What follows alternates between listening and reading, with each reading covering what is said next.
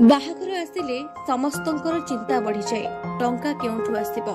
समस्तंकर इच्छा थाए निज बाहाघर को निज इच्छा अनुसार करबाकू, किंतु अनेक क्षेत्र रे आमे जहा इच्छा करंती ताहा होई पारे नहीं, कारण पाखरे टंका न थाए। किंतु दर्शक बंधु, आपण एही चिंता करूछंती कि ताहले आपणकर एही चिंता दूर होई गला बोली जानंतु, कारण आपणक पाखरे अछि मैरिज लोन। आपण भाबुथुबे एही मैरिज लोन कोन? तेबे दर्शक बंधु, आज आमे जानिबा एही मैरिज लोन कोन। विवाह पई बैंक देउछि एक ऋण, एकाथरके 50 लाख टंकार ऋण देउछि आपणको बैंक। कथाटा सुनिबा परे हुए तो आपणकर विश्वास हेउ नथिबो, किंतु आज्ञा कथाटी संपूर्ण भावे सत।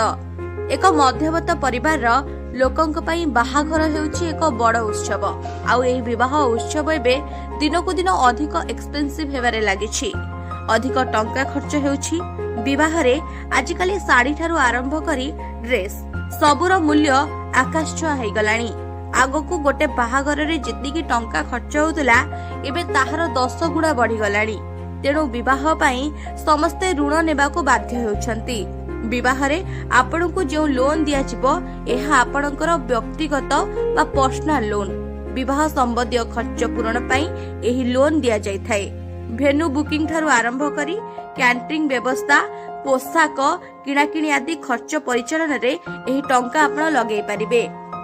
बिना सिक्यूरिटी डिपोजिट रे जणे चाहिले 50,000 रु 50 लाख टंका पर्यंत विवाह ऋण नै परिबे।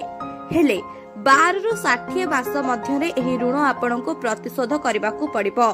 बिना आर्थिक चापरे विवाह उत्सव को सुचारू रूपे आयोजन करबाकू चाहुतबा लोकंक पई एहा एक उत्तम विकल्प। ऋण पई आवेदन करिथिबा व्यक्तिंक बयस 21 रु 60 वर्ष मध्यरे होइथिबा आवश्यक। सबठारु गुरुत्वपूर्ण कथा हेउछि एही लोन जे अप्लाई करूछंती से जणे भारतीय नागरिक होइथिबा दरकार, कारण एही मैरिज लोन केवल भारतीय माननक पई ताकर एक स्थिर रोजगार स्रोत रहिथिबा जरूरी। सेहीपरि ऋण स्वीकृति पई 750 रु अधिक सिविल स्कोर रहिबा भी निहाते जरूरी। विवाह ऋण उपरे सुधर हार वार्षिक 10% रु 24% मध्यरे रहिथाए। एही हार आपणकर क्रेडिट प्रोफाइल एवं बाजार अवस्था उपरे निर्भर करे। तेबे दर्शक बंधु, आपण माने जानिले आजी मैरिज लोन कोन। ताहले आपण मानकर विवाह रे पई जो टेंशन थाए कि पैसा कोठु आनिबे, भाबुची एही भिडियोटी देखि साला परे आपणकर से सब टेंशन दूर हो जाइथिबो।